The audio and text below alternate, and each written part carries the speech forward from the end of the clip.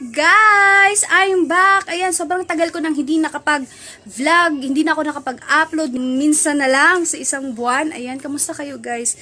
Ay, nag-umpisa pala ako sa pag-vlog guys, pero hinihingal na aketch. Ito kasi guys yung reason kung bakit hindi na rin ako nakakapag-vlog dahil inaatake na rin ako ng aking katamaran. Tsaka, ano kasi guys, preggy na din ako kasi, ayan, buntis ako ngayon. Actually, ika 5 months na ngayon na aking tiyan. Ayan. So, kaya ako bihira na lang din makapag-upload dahil grabe yung aking paglilihi. Grabe ako grabe ako sumuka guys. As in, yung feeling na lahat ng kinakain ko ay aking nilalabas din. Ayan, useless din. Tsaka, lagi na lang din ako nakakulong sa bahay, ganun. Nakakapagala din before, kaso, ayun, mabilis sumakit yung aking puson, kaya bihira na lang din ako makapag-gala or lumabas. So, ngayon guys, bed rest na din ako ngayon. Ayan. So, dito lang ako sa kwarto lagi, nakahiga, dahil, ang last ultrasound ko guys ay medyo nagka-problema lang kasi nag-low-lying placenta, ganun. Yung placenta ko ay low-lying. Pero grade 1 pa naman. Pwede pa yata yung sabi ng base sa aking mga research, may tendency pa naman siyang umangat kapag lumaki yung baby ko. Ganun. Nasa second trimester pa lang naman ako, so may tendency pa naman yun. Ayan. Pray lang talaga para hindi ako ma-CS. Takot kasi ako guys ma-CS. Kaya dito lang muna ako sa bahay. Ayan.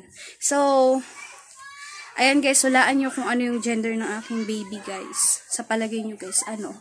Tapos comment kayo kapag tama kayo guys, kasi sasabihin ko din naman kung ano yung gender ng aking baby. So, ako kasi guys, sobrang hilig ko sa matamis.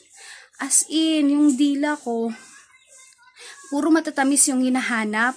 Ayan, so, ako kasi guys, before, mahilig ako talaga sa maasim, sa maanghang na pagkain, at saka sa maalat.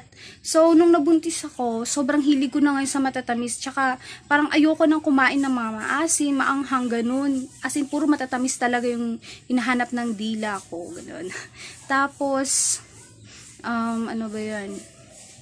Nung mag-first trimester ako, laging bloated, ganun, yung parang puro hangin yung tiyan ko, yung utot ka ng utot. And then, may mga nagsabi na medyo nag-blooming daw ako. Yung mga in-upload ko sa Facebook na mga pictures, ganun, nag-blooming daw ako, ganun, baka babae din yung anak ko. And then, di nila alam, nadala lang ng filter. Ako yung tipong tamad maligo, ganun. Pero once na nag-decide akong maliligo or maligo na, sobrang tagal ko sa CR kasi na-enjoy ko yung tubig. As in, na-enjoy ko yung tubig kapag ando na ako sa CR. Tapos, hindi naman ako masyadong mahilig mag-makeup, pero pag nagba-blush on, ganun, kapag umaalis. Tapos, basta may mga nagsasabi doon na nag-blooming, kaya babae doon yung aking anak. So, yung pitik ng aking baby, yung galaw ng aking baby ay nasa left side. Ayan, sa mga mother dyan na nanonood. Ayan. Laan nyo guys kung ano yung aking baby. And then, nakapagpa-ultrasound na pala ako guys. And, tinanong ko yung nag-ultrasound sa akin kung ano yung gender ng aking baby. At, eto na. Kukunin ko lang guys yung aking ultrasound. Eto na guys yung aking, ayan, yung nagpa-ultrasound ako. Nagpapawisan ako eh. At ang gender ng aking anak guys ay lalaki. Guys, meron na kasi akong 2 lalaki. And then, syempre, as a mother of 2 na lalaki, gusto ko rin magkaroon sana ng babaeng anak. Kaso, syempre, yun yung binigay ni God sa amin. So, syempre, mamahalin din namin siya kasi galing siya sa akin, anak ko siya, ganon. Medyo nalungkot lang, pero very, very slight, ganon. Alam mo yung tinatawag na gender disappointment, so normal lang siguro yun. Pero, unti-unti ko rin namang natanggap, ganon na I'm having a baby boy again. So, yung panganay ko kasi guys ay 10 years old and yung bunso ko ay 8 years old. So, mga lalaki yun guys. So, okay lang naman. And then, kaso nabu-worry lang talaga ako dahil sa etong low-lying placenta na lumabas dito. Kasi sabi ng nag-ultrasound sa akin na kapag hindi daw ito maayos, either baka ma-CS ako guys, ganun. Pero babalik ako ulit doon para sa follow-up, mag 26 weeks. So, babalik ako doon guys kapag 26 weeks na yung aking tummy.